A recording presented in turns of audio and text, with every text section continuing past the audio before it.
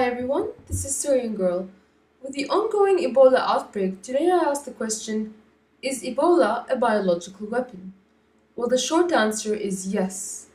A simple search on Wikipedia will turn up that Ebola is a Category A biological weapon. This is according to the Biosecurity and Bioterrorism Journal of Science.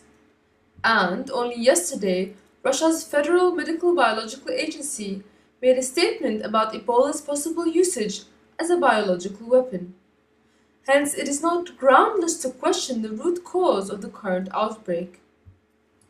I was a little fascinated with Ebola as a teen, and what I learned from library books was that it was a supervirus, that its only failing was it killed people so quickly that it didn't have a chance to spread. There are four strains of Ebola, the most dangerous being Ebola Zaire, which has a mortality rate of 90% at its worst. This is the strain we are told is the cause of the current outbreak. It struck me as a little strange that the current outbreak has a mortality rate of only 55%. However, it's possible that this will rise as the disease unfortunately takes its course. Furthermore, this outbreak has had unprecedented spread.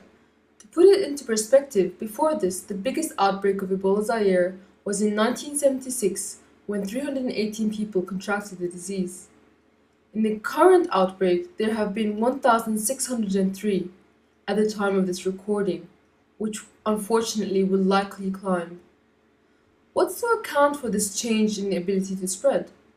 One mainstream media's explanation for this improved survivability are improvements in medical infrastructure. However, their explanation for the scale of the spread is the simultaneously poor infrastructure. How could things have gotten better and worse at the same time? Was there perhaps a mutation? Is the incubation period longer? Are people surviving longer to spread the disease to their family members? Does the virus aerosolize better? Could it be coincidental that it evolved into exactly what was needed for it to be a more effective biological weapon? Or is there something more we aren't privy to? There is nothing wrong with raising these questions, because right now, no one has the answer. All only have theories. It is also interesting that the two American aid workers who contracted the virus, Dr. Kent Brantley and Nancy Wright-Ball, were injected with a secret serum, an experimental cure called ZMapp. The FDA refused to comment about the serum, citing confidentiality. ZMapp is made by MAP Pharmaceutical Company, which is working in conjunction with the US government. According to this article, the serum was the result of a long-standing research program by the US government and military. So it's not a conspiracy theory, but a simple fact that the US government has been experimenting with Ebola. Apparently, US bioweapons researchers are already in Sierra Leone and have been for years. Tulane University, along with the US Army Medical Research Institute, are in Sierra Leone, Guinea, and Liberia for the announced purpose, among others, of detecting the future use of the fever virus as a bioweapon.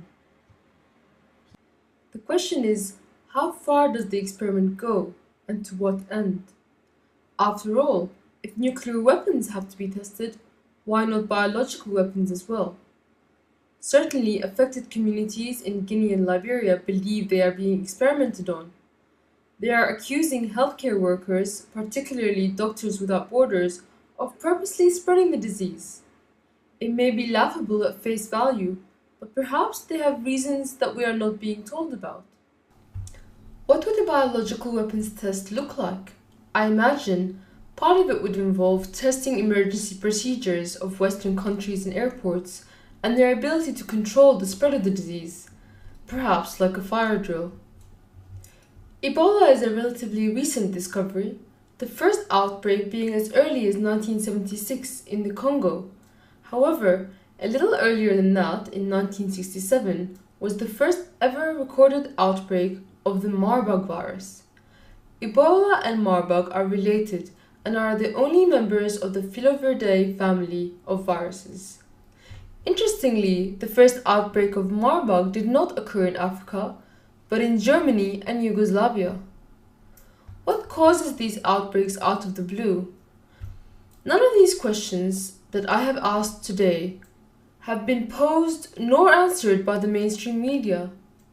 But I do not believe anyone should be ridiculed for daring to ask them. Certainly, those who have suffered and lost loved ones deserve no less. Thank you for watching. Please subscribe for more news and analysis.